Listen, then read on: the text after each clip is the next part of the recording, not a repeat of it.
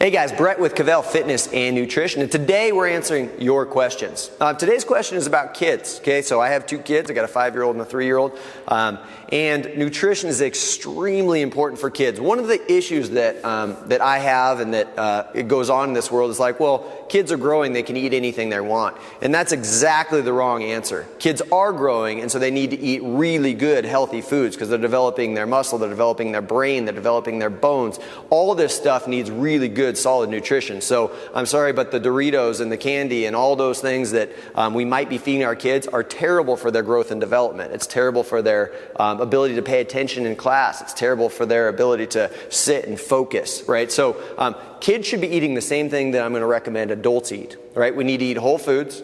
We need a whole bunch of vegetables. We need to eat some fruits. We need to eat some protein, and we need to have some carbohydrates, right? It's pretty simple there. But when you get those from whole foods, what are we talking about here? Well, we're talking about whole grains like oatmeal, right? We're talking about sweet potatoes. We're talking about lean proteins or plant-based proteins. And then veggies. So I know it's hard to get your kids to eat veggies when you start. But if you get them eating vegetables on a consistent basis, they'll start to like vegetables. And it's going to be a battle depending on how you've been feeding them.